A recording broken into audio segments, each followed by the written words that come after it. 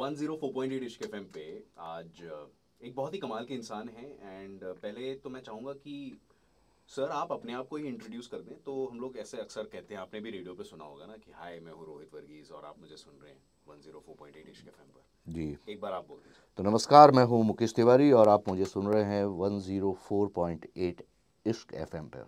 Sir मज़ा नहीं आया। तो उसमें क्या मतलब कैसे मज़ा ना नहीं, लो? मज़ा तब आएगा जब आप बोलेंगे नमस्कार मैं हूँ, अरे जल्दी बोल कल पनवेल निकलना है। वो मैं बाद में बोल दूंगा। मेरे साथ है one and only Mukesh Tiwari ji, जो आपने मीम्स शेयर किया ना। हाँ, ये वही हैं। आप इस समय देख नहीं पा रहे हैं लेकिन मैं इस समय देख पा रहा हूँ, साक्षात मेरे सामने है द वन एंड ओनली। अरे जल्दी बोल कल सुबह पनवेल निकलना है। सर मतलब 25 साल हो गए हैं आपको इंडस्ट्री में। यस। 25 इयर्स लगता नहीं है सर। मतलब बॉडी ऑफ वर्क तो मतलब चाइना गेट से शुरू हुआ था।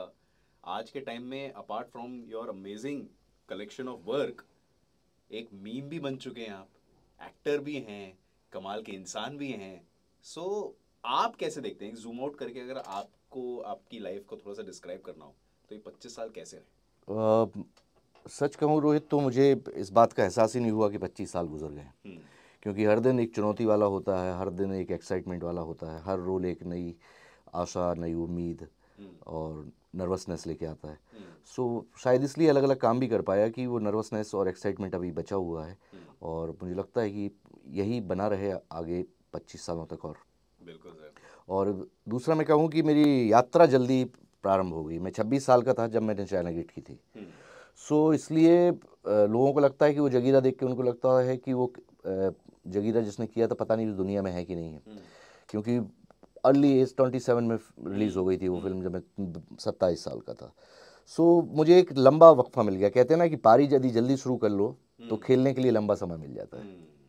तो ऑब्वियसली आपने कमाल कमाल का काम किया है। एंड अगर डायरेक्टर्स की बात करें तो मैंने ये नोटिस किया था, मैं जब आपके बारे में थोड़ा सा रिसर्च कर रहा था, नितिन के साथ भी मैं बात कर रहा था कि एज अ पैटर्न जिन डायरेक्टर्स के साथ आपने काम किया उन्होंने हमेशा आपको रिपीट किया है। उन्होंने यस, ऐसा नहीं है कि एक डायरेक्टर के साथ एक बार काम किया फिर निकल लिए, ऐसा नहीं है। लेजेंडरी अगर आपने काम किया है, लेजेंड्स के साथ अगर आपने काम किया है तो वो रिपीट हुआ है। बिल्कुल।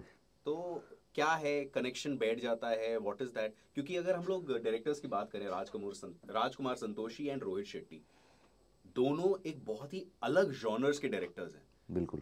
लेकिन ऐसा क्या कनेक्शन बैठ गया कि आपके साथ they wanted to repeat work? Actually ये आपके काम से ही होता है और आपके एटीट्यूड से होता है। और कोई मेरा डेलिब्रेट अटेम्प्ट नहीं होता है कि मैं उनकी कोई चापलूसी कर रहा हूँ या उनको मैं पटा रहा हूँ कि नहीं मुझे आपके साथ फिर से काम करना है। वो कंसिडरेशन में रखते हैं कि जब उनकी कास्टिंग हो रही होती है तो उनकी लिस्ट में वो नाम रहता है। और जैसे रोहित शेट्टी जी के साथ मैंने ज़मीन से काम करना शुरू किया था। और हम लोगों के रिलेशनशिप ऐसे हैं, संबंध ऐसे हैं जिसकी कोई व्याख्या नहीं हो सकती। बहुत बहुत कुछ अनकहा है और हम लोग बहुत ज़्यादा बतियाते भी नहीं हैं आपस में। लेकिन आंखों ही आंखों में हमारी बात हो जाती है और एक दूसरे को हम लोग समझते हैं। और सबसे इम्पॉर्टेंट चीज़ रिलेशनशिप में, चाहे वो वर्किंग रिलेशनशिप हो, कि हमें एक दूसरे के स्पेस का ध्यान रखना चाहिए। उस स्पेस में हमें एंटर नहीं करना चाहिए। और कई बार होता है कि हम अधिकार समझने लगते हैं। सो सबका अपना एक पर्सनल स्पेस है, जैसे आपका एक पर्सनल स्पेस है। और आइंदा फिर कभी मुलाकात हो तो मैं उस आपके सम्मान का, आपके उस स्पेस का मुझे ख्याल रखना बहुत ज़रूरी है। अरे क्या बात है सर, आपका बड़प्पन है कि आप एक सो मतलब या प्रोफेशनल फील्ड में भी यही होता है। और मेरा मानना है कि आप सहज सरल और काम से काम रखें और यही लोगों को चाहिए होता है। तो यही मेरा साउथ में भी हुआ है। के एस रवि कुमार जी के साथ मैंने एक फ़िल्म की थी हिंदी में। तो उन्होंने जब देखा कि ये हिंदी में इस आदमी का नाम ठीक ठाक है लेकिन ये तो भीड़ में खड़ा है, और वो नरेशन गलत हो गया था उस फिल्म का पुलिसगिरी में। सो उनको बड़ा ख़राब लगा। के एस रवि कुमार जी मतलब ऐसे हैं कि वो कमल हसन सर, रजनीकांत सर, इन लोगों के साथ काम करते हैं। तो मैंने रिएक्ट नहीं किया क्योंकि मैं कमेंट कर चुका था। तो वो सेट छोड़ के जाना हम लोगों की परंपरा में है नहीं। तो मैंने कहा अब जो कमेंट हो गया तो हो गया है, इसको मैं अच्छे से करूँगा। तो भीड़ में मैं नारे लगाते हुए चला जा रहा था। तो उन्होंने पूछा ये लड़का कौन है यार? तो लोगों ने बताया, बोले उसको ऐसा रोल दे दिया आप लोगों ने। तो उनकी असिस्टेंट को समझ में नहीं आया, पर के एस रवि कुमार सर ने मुझे बुलाया, बोला I am so sorry Mukesh, मुझे पता नहीं था और you are doing my Tamil film. Then उनके साथ मैंने तमिल की, फिर उनके साथ तमिल और कन्नड़ सुजीत जी के साथ की, वाओ। और अभी फिर उनकी एक फिल्म थी तो फिर उनको ऑफर आया था, शायद डेट की वजह से हम नहीं कर पाए वो। हम्म। सो एक रिलेशनशिप बन जाता है। हम्म। आपकी आंखें, आपकी बॉडी लैंग्वेज बता देती हैं कि आप कितने सहज सरल, और यही हमारा काम है ना। जब मैं मुकेश तिवारी हूँ तो मुझे ये जताने की ज़रूरत क्यों है कि मैं मुकेश तिवारी हूँ। बिल्कुल बिल्कुल। लेकिन ये मैं समझना चाहता हूँ, now that you mentioned this, regional films की अगर बात करें, स्पेशली नॉन हिंदी फिल्म्स की बात करें, साउथ इंडियन फिल्म्स की अगर बात करें, तो एज एन एक्टर, क्योंकि आप तो एक हिंदी एक्टर है, बिल्कुल। जब एक लैंग्वेज चेंज हो जाता है, जब आपको इमोशंस तो सिमिलर रहते हैं लेकिन उसका प्रेपरेशन कितना अलग होता है? बहुत अलग होता है, क्योंकि उसमें यदि आप सोचें कि ABCDEFG बोल के आप डायलॉग बोलेंगे तो इट्स नॉट पॉसिबल, क्योंकि ABCDEFG बोल के यदि एक्सप्रेशन आप दे सकते हैं तो मतलब आप बहुत ही आला दर्जे के अभिनेता हैं। तो आपको डायलॉग तो समझना पड़ेगा और उसकी रूह समझनी पड़ेगी। तो मैं उसको तर्जुमा करा लेता हूँ उनसे, और एक असिस्टेंट में प्रोड्यूसर से लिखित में वादा लेता हूँ कि मेरे जिस रूम में मैं रुकूंगा होटल में, उसके बगल में एक असिस्टेंट भी रुकेगा। अच्छा। तो मैं सुबह 4 बजे उठ के प्रिपरेशन चालू करता हूँ उसकी। ओके। और डायरेक्टर से मेरी रिक्वेस्ट होती है कि प्लीज़ आप जो लंबे डायलॉग हैं मेरे ना, जब मैं आऊँ सेट पे तो तभी ले लीजिए, क्योंकि वो मेमोरी में फ्रेश रहते हैं, उसके बाद मैं भूल जाता हूँ वो। So you have to learn. और दूसरा मैं एक काम करता हूँ कि वैनिटी वैन में बैठने की जगह मैं लाइट्स मैन, चाय वाले, क्रू के आसपास रहता हूँ, तो वो क्या आपस में बात कर रहे हैं उससे आप वर्ड्स से फेमिलियर होते जाते हैं। तो लैंग्वेज एक्चुअली श्रुति से आती है ना, पढ़ने से जो हम सुनते हैं तो माँ की बोली, माँ की लैंग्वेज से हम सीखते हैं, आसपास परिवेश से सीखते हैं, तो श्रुति है। तो जितना आप सुनेंगे, जितना उसका श्रवण होगा, उतना आपके दिमाग में वो शब्द और उसकी गूंज अंकित होती जाएगी। ऑलराइट, तो मतलब एक्चुअली आप फिर डबिंग ऑब्वियसली कोई और कर रहा है? हाँ, जैसे मैंने अभी तब तेलुगु की मैं खुद कर रहा हूँ डबिंग, क्योंकि तेलुगु तमिल से थोड़ी सी इजी है। और जैसे तमिल मतलब विश्व की सबसे पुरानी भाषाओं में से एक है, द्रविडियन। तो उनके उच्चारण और वो एक्सेंट लाने में मुझे एक ज़िंदगी चाहिए, या तो मैं चेन्नई में रहने लगूँ तो पॉसिबल है। तो जब तक मैं बोलूँगा नहीं वो एक्सेंट नहीं पकड़ पाएंगे। और वो जैसे अब आप हिंदी भाषा का आपको ज्ञान है, तो मात्राओं का जो ज्ञान है ना वो बहुत आवश्यक है। जो वॉवल्स हैं वो बहुत महत्वपूर्ण है, और उनके बड़े बड़े वर्ड्स होते हैं, और वो इतनी संस्कृत निष्ठ, जैसी अपनी भाषा है संस्कृत, वैसे ही द्रविड़ का पूरा एक वैज्ञानिक भाषा है वो। तो उसका अपमान भी नहीं किया जा सकता। तो उसको समझ के जितना मैं बोल सकता हूँ उतना मैं बोलता हूँ। बाकी डायरेक्टर को तो पता ही होता है कि he is a Hindi speaking guy. Alright, that's an interesting thing. In fact मैं एक बार ये इंटरव्यू हो जाए, इनफैक्ट आपको दिखाना चाहेंगे हम लोगों वाला, जो हम लोग डबिंग वाला करते हैं। आप कुछ देखना चाहेंगे सर, अगर आपके पास 40 सेकंड्स हो, कुछ मैं आपको दिखाना बिल्कुल चाहता बिल्कुल हूँ। बिल्कुल। ठीक है, तो ये है हम लोग जो ट्राई करते हैं, जो इसको काफ़ी प्यार मिला इंस्टाग्राम पर। हुआ ये कि हमने सोचा कि यार ये जो साउथ इंडियन फिल्म्स हैं जब हिंदी में डब्ड होकर आती है तो कभी कभार तो अच्छी लग जाती है, लेकिन कभी कभार वो हाँ, डबिंग कई थोड़ी बार ऑफ वो हो जाती है। बहुत ऑफ होती है। तो हमने वो ट्राई किया, वो कैप्चर करने का, एंड हम आपको दिखा देते हैं अभी। तो ये हमारा पहला वीडियो था, ऐसा हमने बना। अरे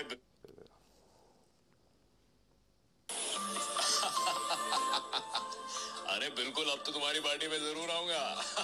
ओके। ओहो, तुम भी मेरी तरह वेले निकले, यहाँ आ गए चाय पीने इस समय।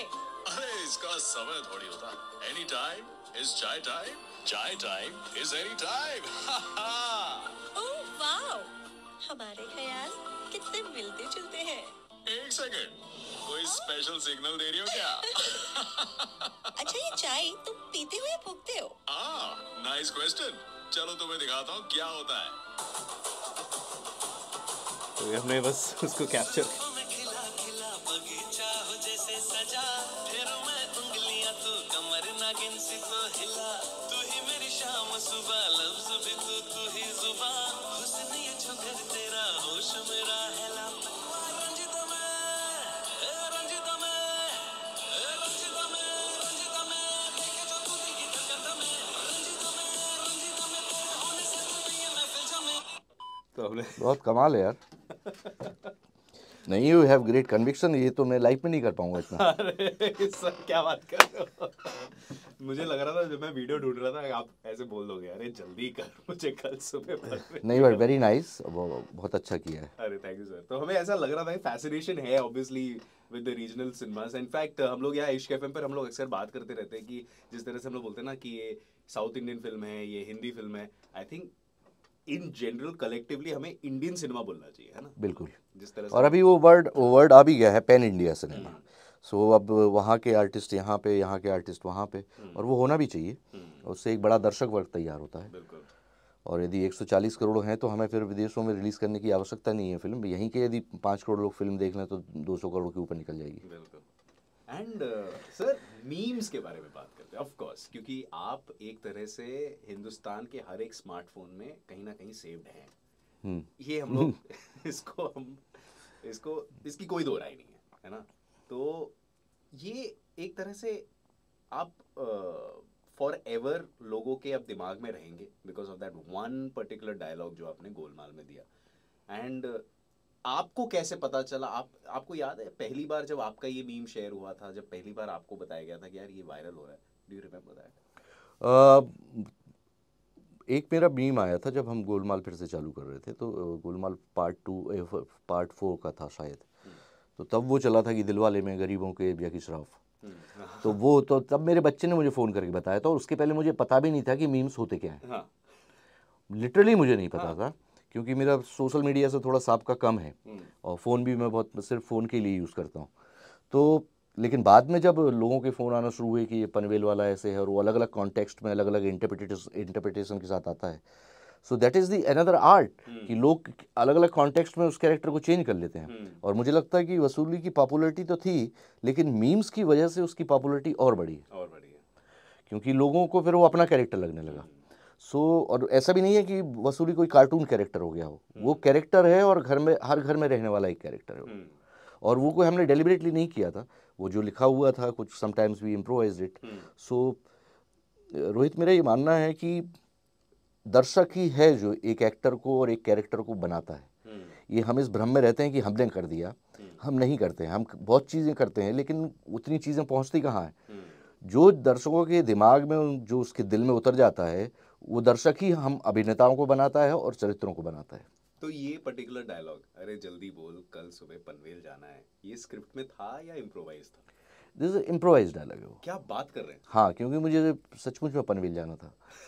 क्या बात कर रहे हैं? हाँ, और हम इम्प्रोवाइज मतलब कॉमेडी में हम लोगों को थोड़ी सी स्वतंत्रता रहती है कि आप इम्प्रोवाइज कर सकते हैं। सीरियस में कई बार कॉन्टेक्स्ट के परे चले जाते हैं। सो श्रेयस थोड़ा टाइम ले रहा था तल पड़े, और मुझे गोवा से पनवेल जाना था, फ्लाइट थी मेरी शाम को, सीन सुबह चल रहा था 10 बजे।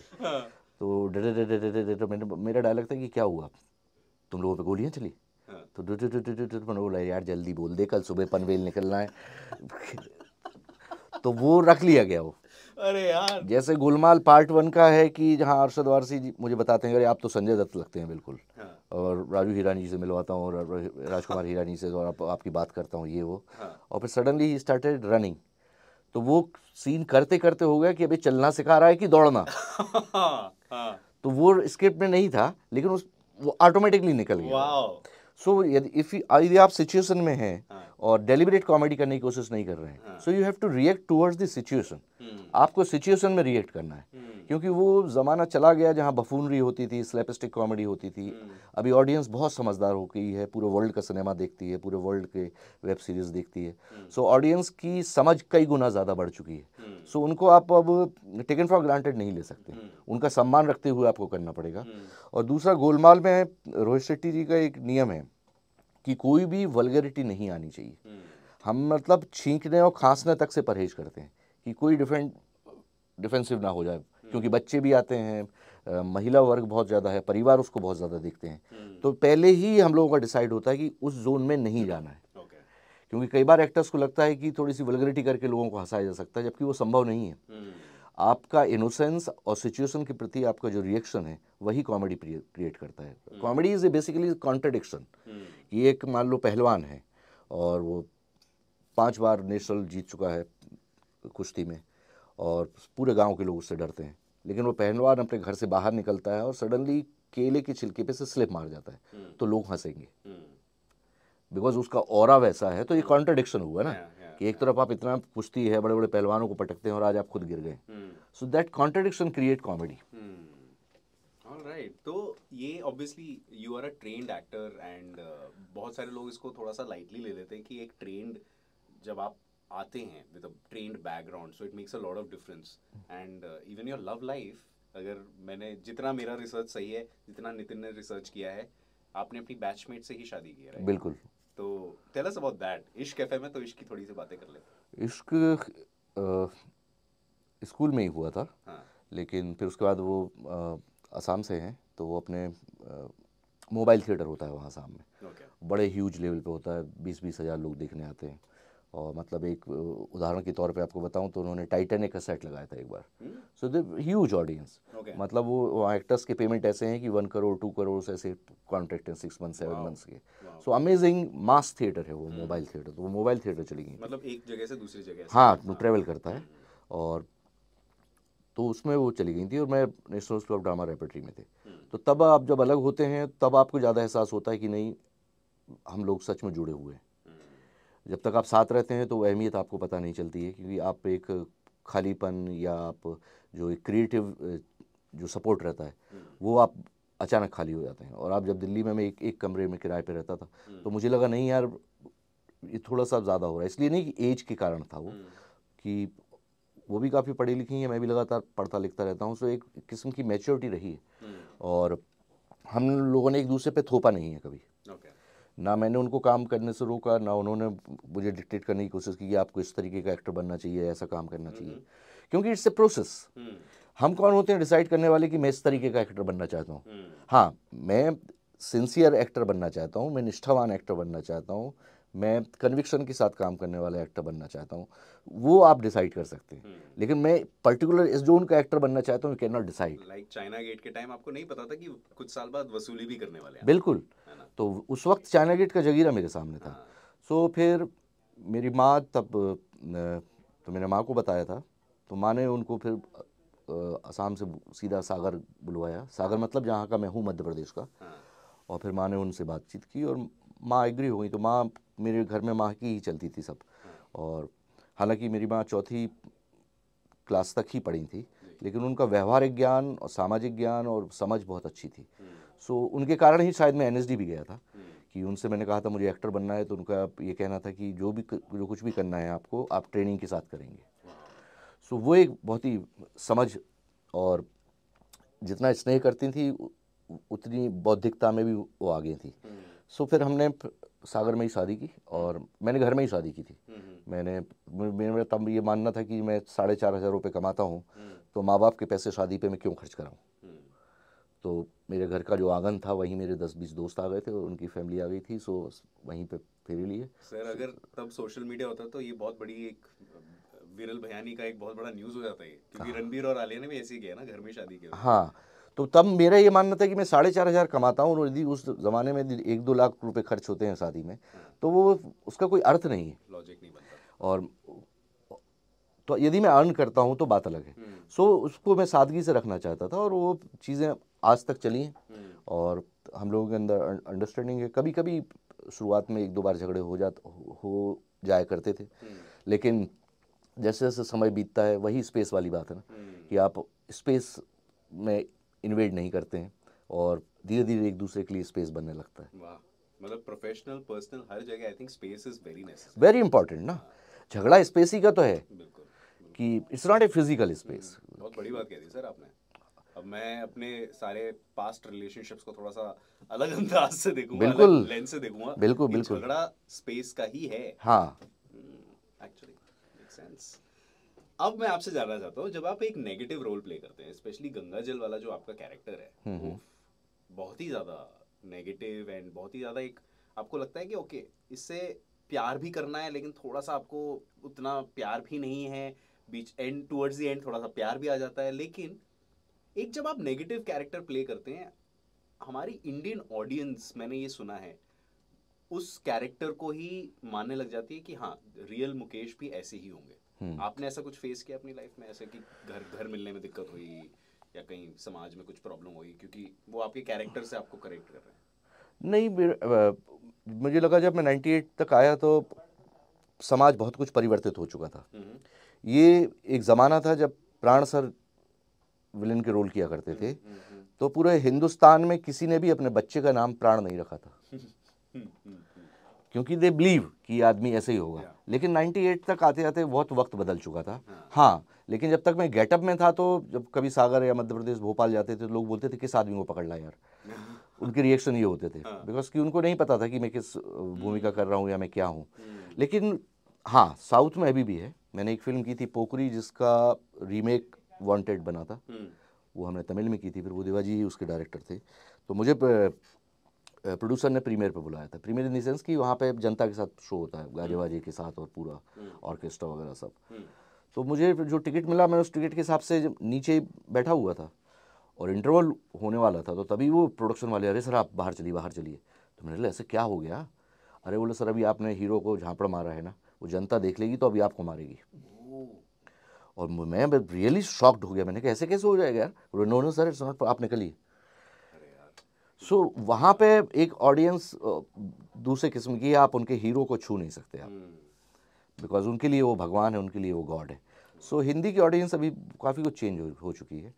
और रही बात गंगा जल के कैरेक्टर की, तो वो कॉन्फ्लिक्ट वाला कैरेक्टर था, इतना कॉन्फ्लिक्ट में रहना।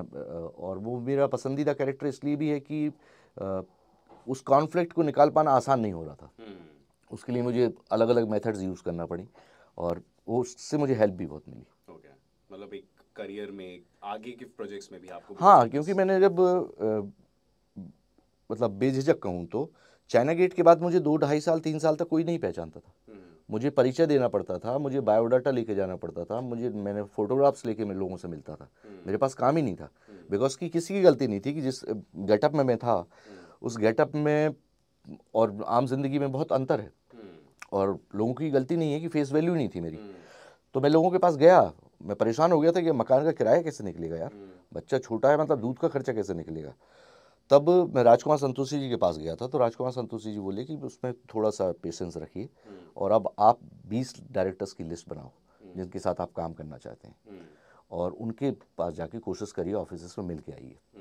और फिर मैंने 3-4 महीने प्रिपेयर किया, उनके नंबर्स लिए। तब मिलना आसान नहीं होता था, लेकिन फिर भी रेफरेंस देके कि मैं मुकेश तिवारी हूँ चाइना गेट से, ये वो, तो 2-3 ट्राई के बाद हो जाता था, लैंडलाइन चलता था तब। तो करीब मैं 25 डायरेक्टर से मिला हूँगा और विद इन 2 ईयर्स मुझे 20 डायरेक्टर्स ने काम दिया। तो मेरा जो मानना है कि जो काम मांगने में झिझक होती है जिन लोगों को, अरे भाई आप काम ही मांग रहे हो ना, पैसे थोड़ी मांग रहे हो, आप कोई फेवर थोड़ी मांग रहे हो। सो एक मौका दीजिए, मैं प्रूव करके दिखाऊंगा। सो विक्रम भट्ट जी ने एक रोल दिया मुझे, आप मुझे अच्छे लगने लगे में। राज कंवर सर ने रोल दिया था फर्ज में, जेपी दत्ता साहब ने मुझे रिफ्यूजी में दिया था। सो एक वो सिलसिला लोगों के विश्वास का बनता चला गया और सही पहचान या फेस वैल्यू मेरी गंगा जल के बाद ही आई। तब लोगों ने पहचाना कि ये है मुकेश तिवारी, या एक क्योंकि मेरे चरित्र इतने फेमस रहते थे, या तो मैं जगीरा से पहचाना जाता हूँ या बच्चा यादव से या वसूली से। सो कैरेक्टर्स, और उसमें मुझे कोई बुरा नहीं लगता क्योंकि वो किए तो मैंने ही है ना। तो उसमें कोई झिझक और कि अरे यार उस नाम से क्यों आप पुकार रहे हैं, तो इसमें कोई एक तरीका है प्यार। बिल्कुल बिल्कुल। और इनफैक्ट मैं आपको ये भी बता दे रहा हूँ कि जिस बिल्डिंग में मैं रहता हूँ उसी वाला में, तो वहाँ के बच्चे जो हैं वो अभी भी मुझे वसूली अंकल ही बोलते हैं। So cute. और मैं उसमें तनिक भी बुरा नहीं मानता हूँ, मुझे बल्कि मज़ा आता है कि एटलीस्ट उन्हीं के लिए तो किया था। मतलब आप जेनजी तक पहुंच गए सर, ये बहुत बहुत बड़ी बात होती है, क्योंकि आज के टाइम में सब लोग इतना कोशिश करते हैं, दे ट्राई टू हार्ड कि जेनजी के जुबान तक पहुंच जाए, और आप एकदम जेनजी के आगे वाले जनरेशन तक पहुंच। हाँ, तो वो काम ही पहुंचाता है। आप बहुत डेलिब्रेट एफर्ट जब करते हैं ना, तो मुझे लगता है वो कभी नहीं पहुंच पाता है। जैसे क्रिकेट में है कि आप डेलिब्रेट पे बहुत ही ज़्यादा कोशिश करो कि आउट ही कर दूंगा इस बॉल पे आउट ही कर दूँ, हो नहीं पाता वो। या ये सोच के उतरूँ कि आज मैं सेंचुरी मार दूंगा, इट्स नॉट पॉसिबल। वो चीज़ें होती हैं, 2-4 गेंद खेलने के बाद आप लय में आते हैं, तो it's a process. Free time में आप अनवाइंड कैसे करते हैं अपने आप को? एक बार काम हो गया, लॉन्ग शेड्यूल हो गया, आप अपने आप को कैसे ऑफ कैसे करते हैं? मैं मूलतः वर्ल्ड सिनेमा का बहुत बड़ा शौकीन हूँ। तो मैं वर्ल्ड सिनेमा बहुत देखता हूँ, मतलब नॉट टिपिकल हॉलीवुड, मतलब हंगरी का देख ली, कभी पोलिश फिल्म देख ली, कभी साउथ कोरियन फिल्म देख ली, कभी टर्किश फिल्म देख ली। क्योंकि इन छोटे छोटे जो देश हैं वहाँ बहुत बड़ा कमाल के कंटेंट और उनसे रिलेटेड काम होता है। जैसे ईरानियन सिनेमा है, माजिद माजिदी साहब बनाते थे, तो वो मुझे बड़ा अच्छा लगता है। और कई बार मुझे कोफ्त भी होती है कि उस तरीके का काम मैं नहीं कर पाता हूँ, कि एक कमर्शियल सिनेमा का रसायन शास्त्र और केमिस्ट्री बिल्कुल अलग है, और वो एक जो एक्सपेरिमेंटल सिनेमा है, जो वहाँ की सोशल पॉलिटिकल सिचुएशन से जुड़ा हुआ जो सिनेमा है, वो हमारे यहाँ थोड़ा सा कम है। तो उससे देख के काफ़ी होता है। जैसे कि उसके बाद मैं पढ़ने लिखने में मुझे बड़ा मज़ा आता है, और सो मैं साहित्य वगैरह जो भी है, न्यूज़पेपर्स हैं, और मैं जितनी भी एडिटोरियल्स हैं ये सब मैं पढ़ता रहता हूँ कि देश में क्या चल रहा है। और दूसरी एक बात मैं आपको बता दूं कि मेरे घर में टीवी नहीं है। अच्छा, हाँ, तो ये मूवीज कहाँ देखे जा रहे हैं? तो मूवीज़ के लिए मैंने प्रोजेक्टर लगाया हुआ है। ओके, लेकिन projector projector is smart projector, it's connected with wifi and all, so उसमें all OTT players and everything, क्योंकि वो न्यूज़ सुन के इतना वो ऐसा हो गया था ना कि, तो वो मैंने टीवी अलग ही कर दिया। सो टीवी है ही नहीं। टीवी है ही नहीं। और मैं दूसरा फिर मैं फिल्म्स भी देखता हूँ हॉल में अब जाके, और फिर मेरा एक शेड्यूल रहता है कि morning, early in the morning में 1-1.5 घंटे वर्कआउट कर ही लेता हूँ। अच्छा, कि वो बहुत इंपॉर्टेंट है कि एक्टर को अपनी बॉडी और अपनी मेंटल हेल्थ का ख्याल रखना, क्योंकि हर दिन एक सा नहीं होता है। कई बार 2 महीने आप खाली बैठ जाते हैं, कई बार 2 महीने सांस लेने की भी फुर्सत नहीं होती कि यहाँ से वहाँ भाग रहे हैं। सो ये उतार चढ़ाव के लिए हमें मेंटली प्रिपेयर होना रहना ही चाहिए, और ये सबके साथ होता है कि अकेला मेरे साथ होता होगा ऐसा नहीं है। ये प्रोसेस, मतलब ये इंडस्ट्री की वर्किंग ही ऐसी है कि एक ही 15 तारीख को ही 4 फिल्मों की डेट मांगी जाती है, और ऐसे आप 15 दिन से खाली बैठे हो तो वो नहीं पूछता है। तो ये है, इट्स वर्किंग।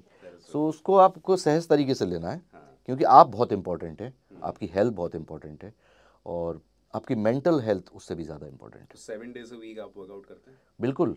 अच्छा, मेरी बहुत होटल वगैरह का मतलब ऐसा नहीं रहता कि मैं 7 स्टार में रुकूंगा, इसमें रुकूंगा, लेकिन मैं धीरे से ये कहलवा देता हूँ उनसे कि भाई ऐसे कर देना कि जिम हो उसमें। तो वो तो सिर्फ 5 स्टार नहीं होता। कई बार होता है, जैसे आप बनारस शूट कर रहे हैं, हाँ, तो बनारस में आप दूर है 5 स्टार होटल, तो हम कहीं आसपास के जिम को ज्वाइन कर लेते हैं कि भैया तुम्हारा 9 बजे बंद होता होगा जिम, तो हम 9:15 आ जाएंगे, 10 बजे तक करके चले जाएंगे। तो वैसे पॉसिबल है। नहीं तो रूम में भी आजकल रेजिस्टेंस और ये वायर इतना आ चुका है, so you can do it half an hour. और मेंटल हेल्थ के लिए आप क्या करते हैं? I meditate, okay, you meditate. I listen meditational music, और मैं जगजीत सिंह, गुलाम अली साहब, मेहंदी हसन, इन सब का बहुत बड़ा मुरीद हूँ। गाइडेड मेडिटेशन करते हैं या आप खुद ही अपने आप? मैं ओम का जाप करके, एंड वो भी बड़ा मुश्किल होता है, वो 5 मिनट हो जाए तो बहुत बड़ी बात होती है, क्योंकि इतना कोलाहल है आपके मस्तिष्क में, आपके अंदर, कि कोलाहल ही कोलाहल है। सो एटलीस्ट वो आप गहरी सांस लेके ओम का उच्चारण करते हैं तो उससे वॉइस एक्सरसाइज भी हो जाती है, और सांस की एक्सरसाइज भी हो जाती है, और थोड़ा सा कूल एंड काम आप फील करते हैं। वाओ यार, मतलब मैंने कभी नहीं सोचा था मुकेश जी इस तरह से इन डेप्थ आपसे मेरे को कभी बात करने का मौका मिलेगा, एंड इट इज टोटली, मुझे बहुत अच्छा लग रहा है सर, मैं आपसे आपका ये साइड जानकर। अब जो है सो है और बहुत अच्छा है सर। लेकिन 104.8 इश्क एफएम पर अभी मैं आपको एक चैलेंज करने वाला हूँ। ये एक ऐसा गेम है जो मैं मुंबई के साथ खेलता हूँ, और मेरा देख भाई, हाँ, मैं ज़िंदगी के साथ ही गेम खेल रहा हूँ, मेरे साथ मत गेम खेल, क्योंकि मैं बहुत ख़राब हूँ, मेरे मतलब रिफ्लेक्सेस इतने ख़राब हैं। नहीं सर, ये आपका, मुझे लग रहा है कि आपका डोमेन है, क्योंकि इसमें ये एक्चुअली एक थिएटर एक्सरसाइज है जिसका मैंने गेम बना दिया रेडियो पे। अब देख लेते हैं, हुआ तो हुआ, नहीं तो माफ़ नहीं कर देना। नहीं तो नहीं सर, क्या बात है, मतलब लोग तो आपको फिर भी आपकी मीम्स शेयर करते रहेंगे। ऐसा थोड़ी हो रहा था कि इश्क एफएम पर सुना था हमने मुकेश भाई को, अब नहीं शेयर करेंगे। तो गेम इज कॉल्ड सवाल पे सवाल। बातें करेंगे, लेकिन बातें होंगी सिर्फ सवालों में। हमें एक कॉन्वर्जेशन करना है, लेकिन सवालों में। तो अगर मैं आपसे ये पूछूं कि सर आप उबर लेकर आए हैं कि ऑटो में आए हैं, तो आप बोलेंगे क्यों, तुझे क्यों जानना है? सो सवाल होगा वो। सो उसी कॉन्टेक्स्ट में सवाल करना है कि वो एक अलग भी सवाल हो सकता है? टॉपिक चेंज नहीं हो सकता, so it has to be one. तो आप ये नहीं बोल सकते कि मैंने अगर आपसे पूछा कि सर आपका पास कौन सा फोन है, तो आप ये नहीं बोल सकते आसमान नीला क्यों है। No no no Topic, no हाँ, no, I am not absurd, but in that context only ना। हाँ, उसी टॉपिक पे। ठीक है, चलिए। ऑल राइट, 104.8 इश्क एफएम पर दुनिया के लिए मुकेश तिवारी, ओशिवारा के एक कॉलोनी के लिए मसूली अंकल आज मेरे साथ खेलने वाले हैं सवाल पे सवाल। Let's challenge. तो मुकेश भाई ये बताइए कि कॉफी वॉफी पीते हैं आप सुबह? आप क्या पीते हैं? आपको बता के मैं क्या क्या ही करूंगा। तो मैं भी बता के क्या करूँगा, लेकिन मैं प्रेफर करता हूँ कि कॉफ़ी ना पीऊँ। आप क्या प्रेफर करते हैं? क्यों आप कॉफ़ी पसंद नहीं करते या एसिडिटी की दिक्कत है? एसिडिटी तो नहीं है, लेकिन ये फंसने वाली बात, इस पे मत फंसाओ मुझे, मुझे से नहीं हो पाएगा। मैं बहुत सीधा सपाट चलने वाला व्यक्ति हूँ। तो सर बस गेम अगर नहीं आप तो सीधे ही चल रहे तो सीधे सीधे बोल दीजिए, हाँ मैं मुकेश तिवारी रोहित से सवाल पे हार गया हूँ। हाँ भाई, मैं मुकेश तिवारी और मैं रोहित से सवाल पे सवाल गेम में बुरे तरीके से हार गया हूँ। इसके लिए मैं रोहित से ही सॉरी बोलता हूँ। नहीं सर, लेकिन 104.8 इश्क एफएम पर सर आपके साथ एक रील बनाने का मेरा बड़ा मन है। अगर आप इन हैं तो एक 30 सेकंड्स का रील बना लें। बना लीजिए। ठीक है, चलिए सर। तो 104.8 इश्क एफएम पर अभी मैं मुकेश भाई AKA वसूली भाई के साथ एक रील बनाने वाला हूँ एंड वो रील आपको जल्दी इश्क एफएम के पेज पर दिख जाएगा। लेकिन अभी के लिए thank you so much Mukesh Tiwari ji, it was such a pleasure and congratulations 25 years complete करने के लिए and wish you another 50 to 100 more years in the industry. वो थोड़ा ज़्यादा हो जाएगा, 25 ही रखो तो बेटर है। अच्छा 25, ठीक है 25। तो मैं बड़ा संतुष्ट रहने वाला जीव हूँ। सो बट हाँ, जितना भी लंबे समय तक मैं काम करता रहूँ तो करूँगा, और नहीं तो थिएटर करूँगा, क्योंकि इसके अलावा मुझे कुछ आता नहीं है, इसके अलावा मैं कुछ सोच नहीं पाता हूँ। तो एक्टिंग ही मेरा सब कुछ है, और इसके एक्टिंग के विकल्प में मैंने कोई भी विकल्प नहीं छोड़ा है। वो तो दिखता है सर आपके काम से कि आपने जी जान लगा दी अपनी एक्टिंग में। Thank you so much for all the performances, thank you so much for the memories. Thank you, thank you, thank you.